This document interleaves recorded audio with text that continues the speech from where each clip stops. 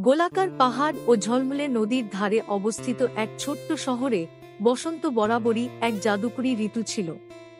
শীতের তুষার গলে গেলে সবুজ নরম ঘাস, ফুলের সৌরভ আর পাখিদের কিচিরমিচির শহরটিকে প্রাণবন্ত করে তুলত। কিন্তু এই বছর বসন্ত শহরের শিশুদের জন্য এক চমক নিয়ে এলো, এক নতুন বন্ধু যার নাম ফ্লোরা। ফ্লোরা ছিল একেবারে আলাদা। সে তার দিদিমার সঙ্গে শহরে চলে এসেছিল। তার দিদিমা ছিলেন আশেপাশের সেরা মালি। ফ্লোরার ছিল বড় বড় কৌতূহলী চোখ, আর তার ছোট ব্যাগে সবসময় থাকত রহস্যময় বীজ। স্কুলের পর ফ্লোরা দিদিমার সঙ্গে বাগানের সময় কাটাত, গুনগুন করে গান গাইত আর বীজ পুঁতত। এক উজ্জ্বল সকালে ফ্লোরা পাড়ার শিশুদের তার বাগানে আমন্ত্রণ জানান। এসো, একসঙ্গে কিছু দারুণ কিছু গড়ে তুলি, সে আনন্দে উজ্জ্বল হয়ে বলল। প্রথমে শিশুরা দ্বিধাগ্রস্ত ছিল। গাছগাছালির ব্যাপারে আমি বেশি কিছু জানি না, বলল পিটার, দলের সবচেয়ে লম্বা ছেলে। আমিও জানি না, যোগ করল ছোট্ট মিয়া, তার টেডি বিয়ার আঁকড়ে ধরে। ফ্লোরা হেসে উঠল। সব কিছু জানতে হবে না। গাছের দরকার ভালোবাসা, রোদ, জল আর একটু ধৈর্য। ফ্লোরার উৎসাহে উজ্জীবিত হয়ে শিশুরা তার সঙ্গে যোগ দিল।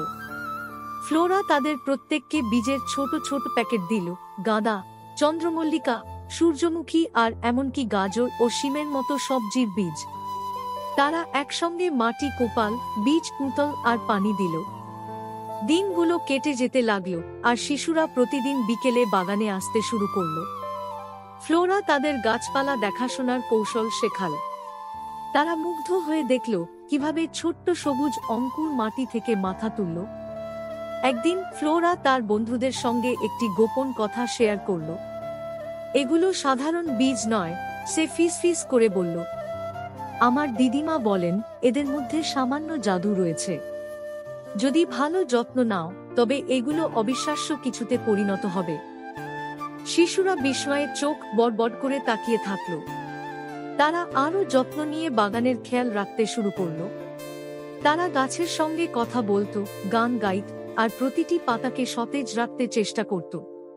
কিছুদিনের মধ্যেই বাগানটি রং ও সুবাসে পরিপূর্ণ হয়ে উঠল। গাঁদাগুলো সূর্যের মতো উজ্জ্বল হল, চন্দ্রমল্লিকাগুলো হাওয়ায় দুলতে লাগলো, আর সূর্যমুখীগুলো আকাশের দিকে মাথা তুলল। সবজি ক্ষেত্র ফুলে ফেপে উঠল, মোটা গাজর আর শিমের লতাগুলিতে ভরপুর। এক সকালে ফ্লোরা ও শিশুরা অবিশ্বাস্য কিছু আবিষ্কার করল। ফুলের মাঝে লুকিয়ে ছিল ছোট্ট প্রাণীরা, উড়ন্ত পরীরা, যাদের ডানা ঝলমল করছিল। পরীরা নরম সুরেলা কণ্ঠে তাদের অভ্যর্থনা জানাল।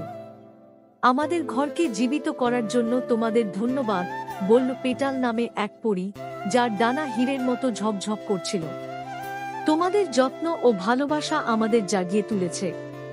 আমরা বসন্তের অভিভাবক, আর এই বাগান আমাদের আশ্রয়। শিশুরা আনন্দে ভরে উঠল। পরীরা তাদের প্রকৃতির বিস্ময় সম্পর্কে শিখাল, কিভাবে প্রতিটি গাছ ও প্রাণী জীবনের ভারসাম্য রক্ষা করে। বিনিময়ে শিশুরা বাগান রক্ষা করার এবং বসন্তের জাদু সবার সঙ্গে ভাগ করে নেওয়ার প্রতিশ্রুতি দিল। ঋতুটি যখন পূর্ণতা পেল, বাগানটি পুরো শহরের জন্য একটি আশ্রয়স্থল হয়ে উঠল। পরিবারগুলো এর সৌন্দর্য দেখতে আসত, আর শিশুরা ফ্লোরা ও পরীদের সঙ্গে তাদের অভিযানের গল্প বলত। বসন্ত একসময় সাধারণ একটি ঋতু হয়ে উঠল সংযোগ, বিস্ময় ও আনন্দের সময়। ফ্লোরা হাসল যখন সে দেখল তার বন্ধুরা বাগানে হাসছে ও খেলছে। সে জানত তারা একটি মূল্যবান শিক্ষা পেয়েছে। যখন তুমি তোমার চারপাশের পৃথিবীর যত্ন নাও, তখন তা জাদু ও ভালোবাসায় তোমাকে পুরস্কৃত করে। এভাবেই ছোট্ট শহরটি প্রাণবন্ত হয়ে উঠল। শিশুদের হাত ধরে বসন্তের জাদু প্রজন্মের পর প্রজন্ম ধরে টিকে থাকবে।